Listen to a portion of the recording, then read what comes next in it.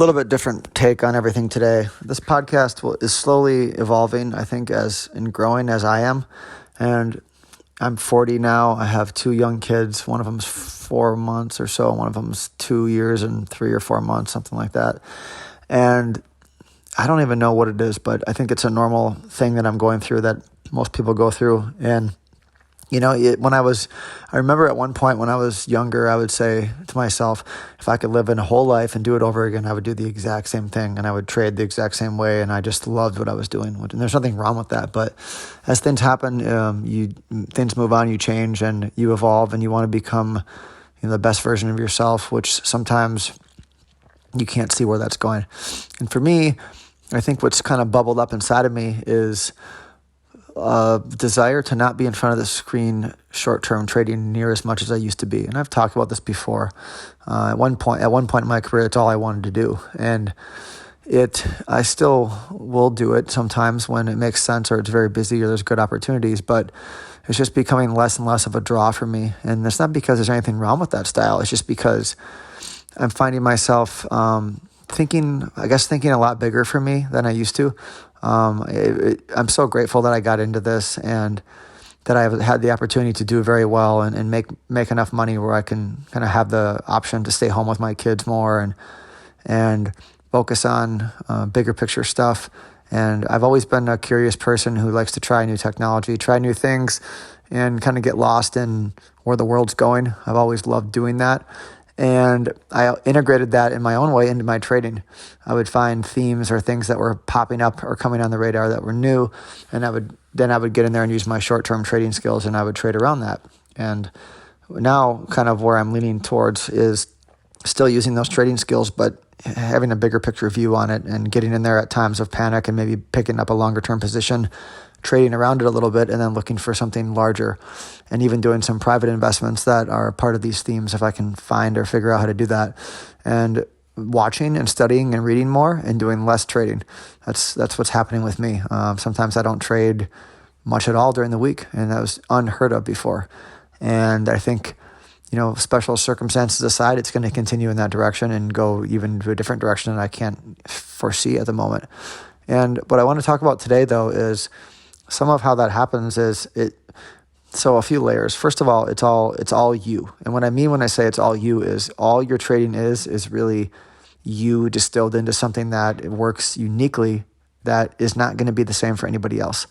So, some of these, I joined a lot of groups and picked up some ideas. You kind of lose yourself a little bit when you join a group as well. So you have to be very careful about how you pick up things that help you and then also don't lose yourself. So I had a discovery period for the last couple of years where I picked up some good stuff, and now I'm kind of getting out of that and going back to myself more. And when I say it's all about you, it's so me, it's easier to tell my story than anyone else who's listening because you know yourself better than anybody else. But so I'm curious. I'm into new things. I like seeing what people are doing. What are people's kids doing? What am I interested in? Where is there strong opinions in the world? Where are things trending? And I'll get to where I think that is right now. But and when that pops up for me, there's just something in me that goes off where I'm interested. I want to read more. The time kind of disappears. I found myself with sports cards like a year and a half ago before the pandemic, getting into sports cards like I did when I was a kid. And I went down that rabbit hole for a while. And then I've been in and out of crypto many times. In 2016, 2017 was big crypto, and then it kind of stopped. And now I've been heavy into crypto the last year and right now I'm really looking at crypto a lot. And it kind of keeps going and going like that. But I keep bringing my unique stuff into what I do. And yeah, you learn things from people about how to execute a trade better. But really what it comes down to is you have that conviction and that belief that what you're doing is exciting to you. And when it's exciting to you, you figure out a way to turn it into play. And when it's play, you make money in it. You just figure out a way to do it. And that's something that the reason you do that is because you don't want to drop it. You don't want to quit. You're not just in it for the money. So you find a way to buy that spot that maybe looks ugly and difficult to somebody else. But for you, you're using it, you believe in it. And sort of what I'm saying is, some people poke fun of the old Peter Lynch strategy where he would jump on the mattress, and if it was soft and he liked it, he'd go home and buy the stock and things like that. And I think that if you're if you're a curious person who's into new things, that can work very well for you. If you're late, then of course that doesn't work as well because everyone already figured that out. So again, it's like everything can work for some people, but not others.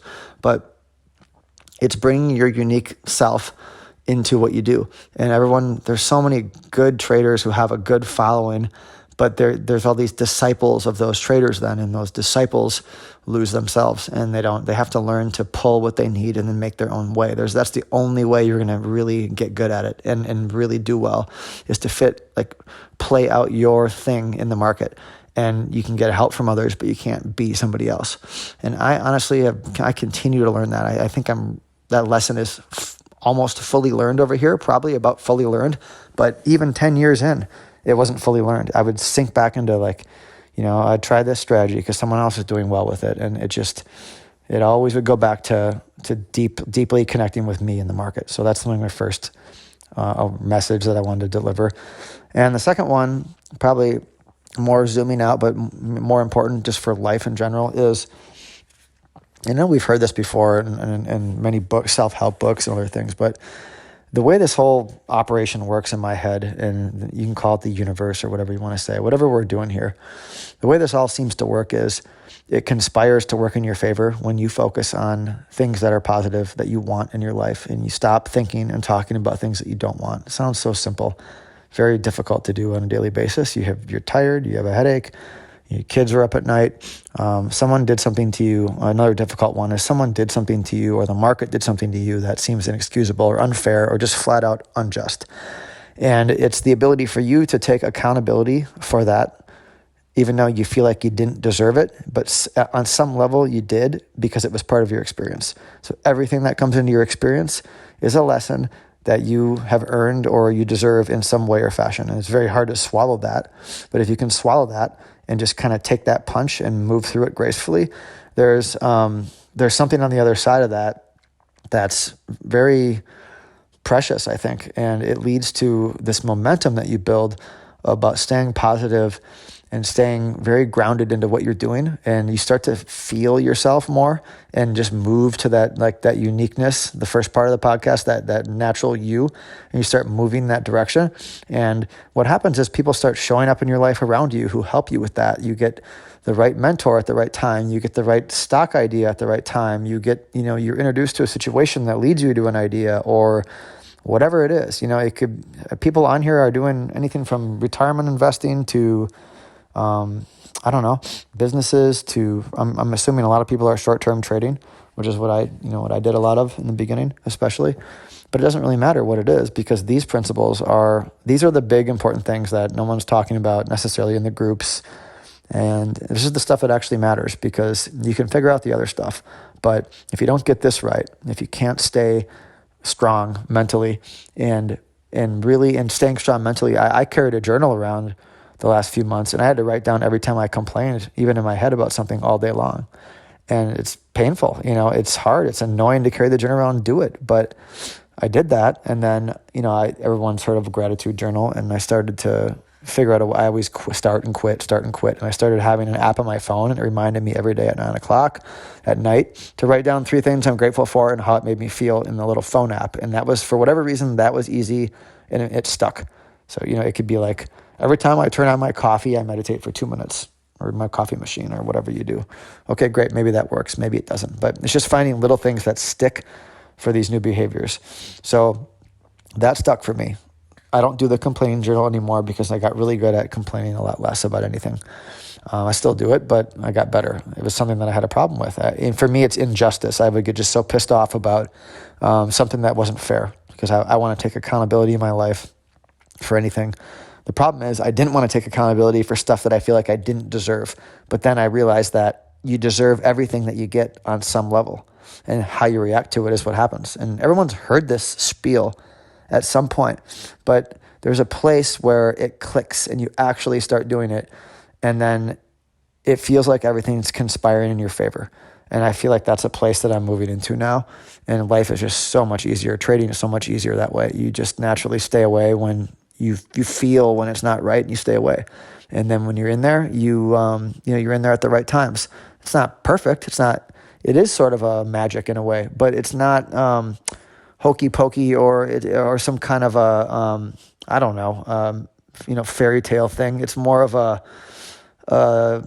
alignment with something deeper, and it can be had by anybody. And I feel like performers who go to a very high level, it's kind of like a flow or a zone as an athlete. But I'm speaking of a little bit of a bigger picture flow, not like a daily flow. Like, everyone has it where they're in a zone for a couple of days or a couple of weeks. But this is more of like a longer term flow where you're in a state of understanding yourself at a deep level. And when it doesn't feel right, you're not forcing it. And you accept accountability for everything that happens to you, even things you don't like. And when you do that, you are surprised and even shocked by what comes and how it builds. So that's where I'm at right now, and where I want to stay, and I want to keep getting stronger in that area, because I think that's the ultimate way to, make the most amount of money in your business or your job, and also be happier and continue to just push towards your full potential.